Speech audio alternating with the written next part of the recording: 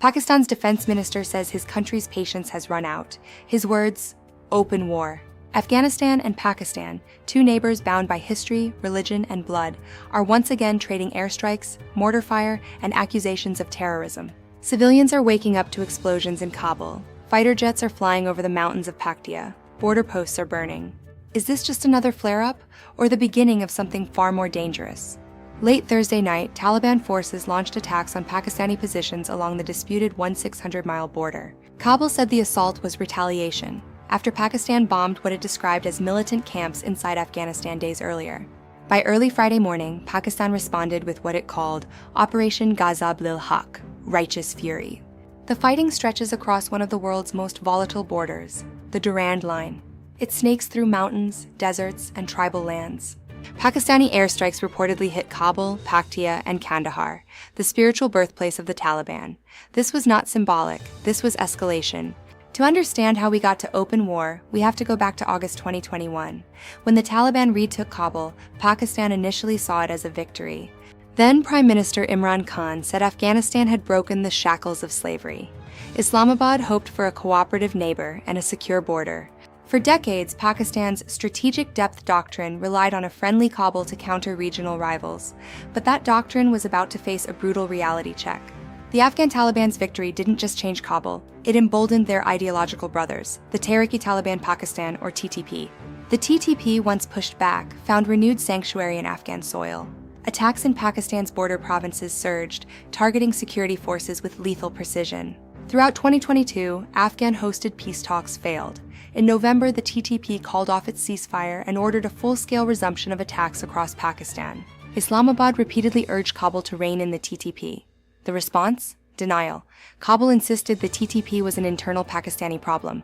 Trust was vanishing. 2023 saw an 11-fold increase in civilian targeting.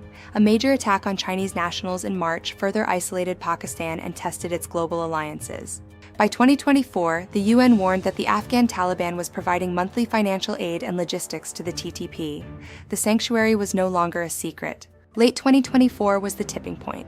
Border clashes became frequent. Trade routes, vital for both nations, turned into scenes of mortar fire and burning trucks. In October 2025, the largest confrontation since the 2021 takeover erupted. Pakistani airstrikes on TTP hideouts triggered direct Afghan retaliation. A fragile ceasefire followed, but the clock was ticking. Pakistan had been here before. Operations like Ghazab in 2014 were large-scale, but they were mostly domestic. This time, the strategy shifted. Islamabad moved from border containment to punitive deterrence. If the attacks didn't stop, Pakistan would strike at the heart of the Taliban leadership. February 26, 2026, the Afghan Taliban launched a cross-border offensive they claimed was defensive. Pakistan didn't just defend, they launched righteous fury. The targets were precise: command headquarters in Kabul, Kandahar, and Paktia. Logistics bases and ammunition depots were leveled in a matter of hours. But in war, the numbers often tell two different stories. Pakistan claims hundreds of militants killed. Kabul reports civilian deaths in the dozens. Kabul claims women and children were the primary victims of the airstrikes.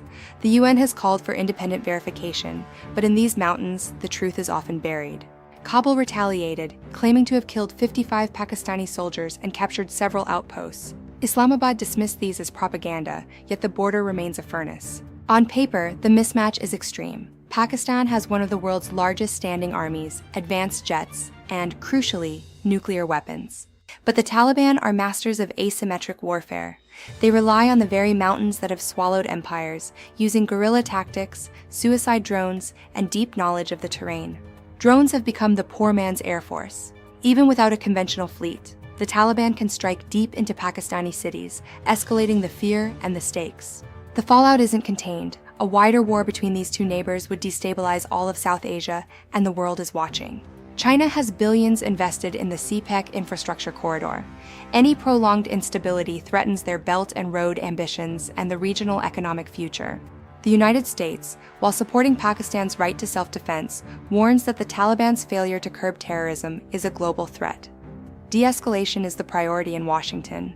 For Pakistan, a prolonged war is an economic nightmare. Already struggling with inflation, the cost of a massive cross-border campaign is a burden the country can ill afford. And then there is the humanitarian cost. Millions of refugees already live along this border. A full-scale war would trigger a displacement crisis that the region is not prepared to handle. Striking Kandahar was a message from Islamabad. It told the Taliban that no place, no matter how sacred to their movement, is off-limits if the TTP isn't stopped. Kabul's response has been one of defiance. They call the strikes unprovoked aggression and warn that Pakistan is walking into a trap that has claimed greater powers before. History is the shadow looming over this conflict. The British, the Soviets, and the Americans all tried to secure this border. All eventually left. But Pakistan is different. It cannot leave. It lives here. This is not a foreign expedition. It is, for Islamabad, an existential fight for internal security. The cycle of violence is hard to break. Every airstrike fuels the TTP's recruitment. Every TTP attack fuels Pakistan's resolve to strike harder. Where does it end? Regional players like Qatar and Turkey are once again attempting to mediate. They know that a stable Afghanistan is impossible if its relationship with Pakistan is one of open war. If the Afghan Taliban continues its silence on the TTP, the righteous fury of Pakistan may only be the first chapter in a much longer, bloodier book. So, what is really happening? This isn't just a border skirmish. It is the collapse of a 40-year-old relationship. The strategic depth is gone. In its place is a new, dangerous reality. Two neighbors, both armed to the teeth, both claiming the moral high ground, and both refusing to blink. As we speak, fighter jets still patrol the Paktia skies. Artillery still rumbles in the distance. The open war is just beginning to unfold. The mountains along this border have seen empires rise and fall. The question now is who will blink first? This has been a Frontline USA report. Subscribe for more deep dives into the geopolitical forces shaping our world.